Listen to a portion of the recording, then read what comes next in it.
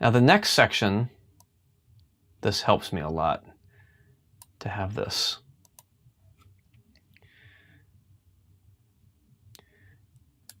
Basically, the idea of everything here is how much can I break all of this up? So there was a little bit of an intro that was very simple. Then the violin played a theme.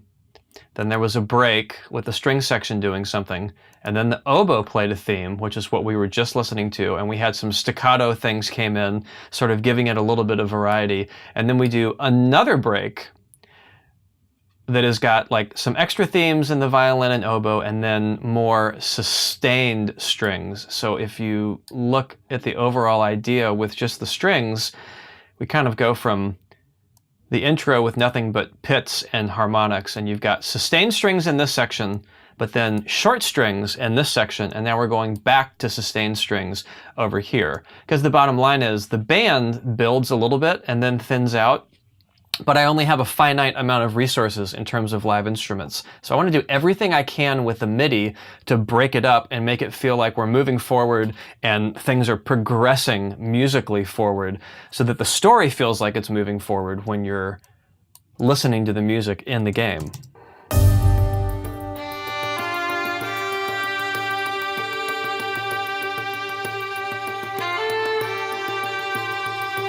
See, nothing there. There's the pits at the very beginning and a high harmonic sustain, but everything else is just all live. I wanted like a palette cleanser, and then the strings can fade in here when the kind of answer chord comes in.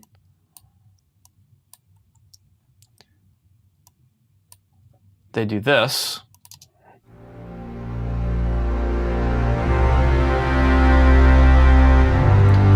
I'm still working that same chord progression.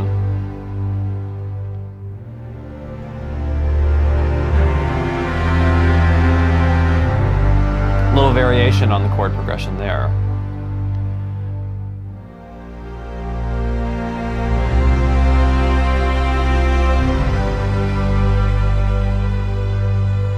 Oh, so you hear that beautiful vibrato from the chamber strings coming out on that B with the major third. And the general idea here, my string writing is usually very simple. I don't like doing a lot of divisi because it doesn't translate well to the orchestra in MIDI land. So normally what you're gonna see here for like a B flat chord, this is actually like a B flat with an added 9. It's like a B flat 6-9, basically, is what it comes down to. This is the 6 and the 9, the G and the C.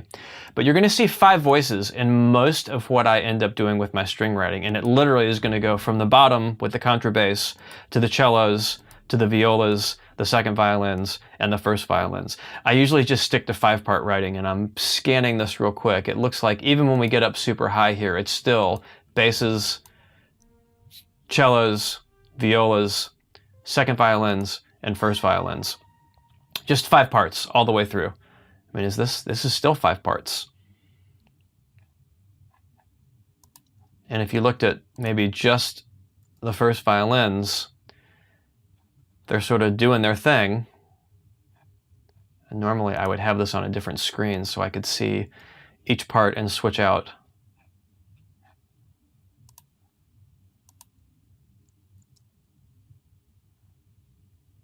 That's just up an octave higher.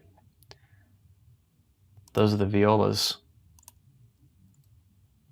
Cellos, up an octave higher. Basses, exact same thing. Well, not exactly. There's a different chord from here. It goes from D to E, and from here it goes from D to C. And I'm pretty sure that all of this part writing is just the root note in the bass. So it's going B flat C G, D E G. Yeah, there's some suspensions going on, but actually I think this is a C chord with the E in the bass. It's a C sus that the F is suspending with an E in the bass. Yeah, so it's the same as this chord. It just has the third in the bass. Everything else is root position. So as it's moving, and I'm going to play this one more time, I'll bring up the other strings as well, so we get the full effect. We can go a little wider here. All right, so 5-part string writing, about as simple as it gets.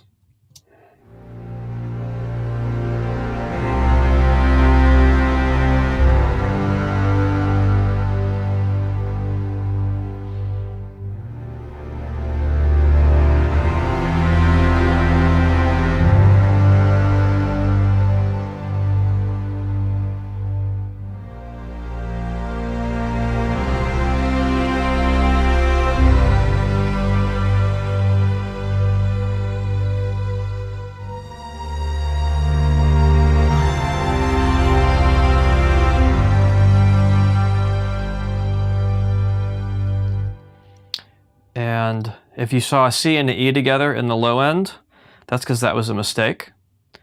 That's one string part, and this is the other. That's the chamber strings, and that is cinematic studio strings, and I'm not sure which one of those it's supposed to be, but it's probably C. So that was an unintentional third added on a, you know, like this string library versus this string library. But that's the way that works. And for oboe,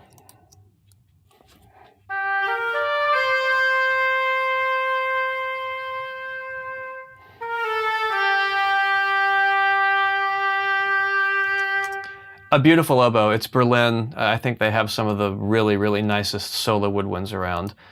And to be completely unfair, here's Kristin's oboe. Come on.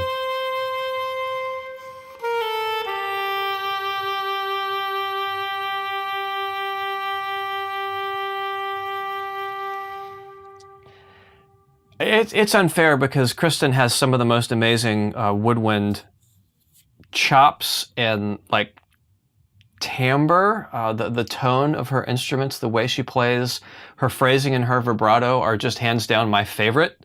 So I'm very, very, very partial to the way she sounds. And when you listen to her playing a phrase,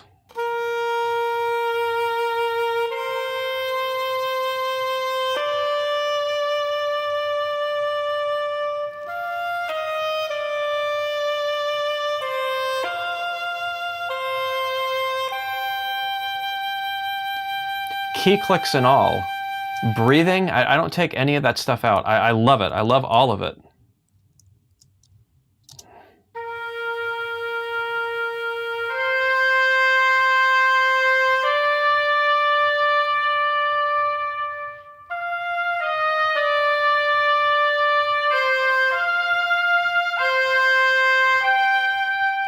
See, I think right here, this was the dead giveaway that it was MIDI. Ba-da-da, ha-ha-ha-ha.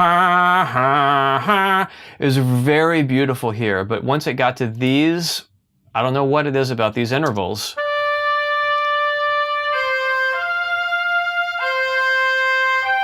There's something about that C that just sticks out, and I probably could have done a little more massaging with maybe the volume and the vibrato to make it sound a little more live, but I didn't need to because Kristin was going to play it for me. But you can hear oboes and English horns especially. I'm not exactly sure what it is about recording them. It's hard to find a good one. I think the English horn in Berlin too, not a fan. I use the English horn from Spitfire because I think that's a beautiful, beautiful tone and timbre for English horn. And this goes all the way back. I had an EMU keyboard like in the 90s that was one of the first sampling keyboards. It had an orchestral module and it had an oboe and English horn on it that were just absolutely gorgeous, especially for 20 years ago. I've kind of fell in love with those and really had a problem finding a modern version that sounded sort of as natural and didn't get real, you know, they tend to kind of get pinched sounding. And I don't mean that in a bad way against oboes or English horns in general. I think live, they're incredible, but there's something about sampling them that it just doesn't quite hit the mark. And you can hear some of that honkiness that I'm talking about right here. And just in that note,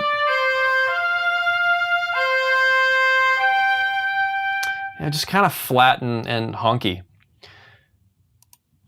Obviously, Kristin sounds better than anything that would be MIDI.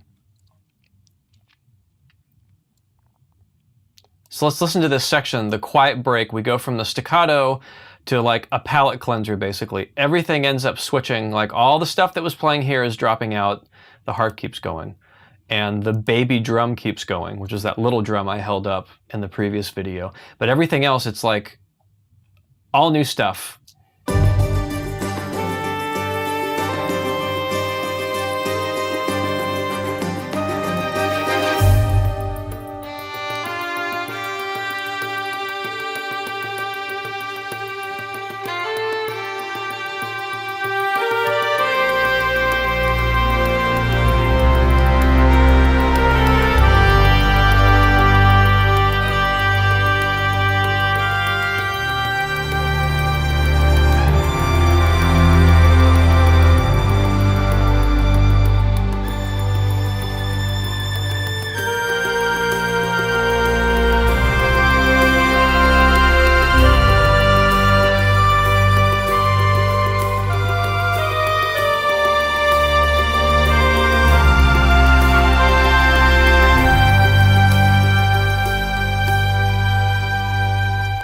We are obviously in G major. I mean, I couldn't emphasize it anymore. All those suspensions from the 4 down to the major 3.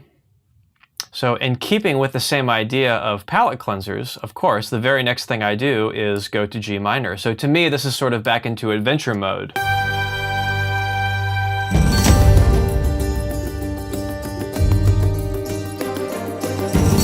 Got some drums. This is a new instrument. Brought in all these guys again.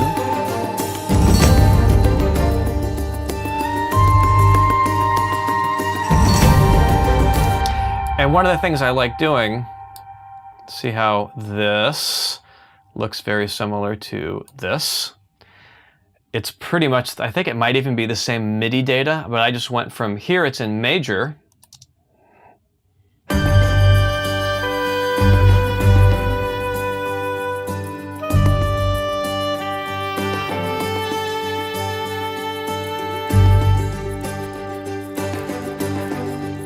B natural, so we're in G major.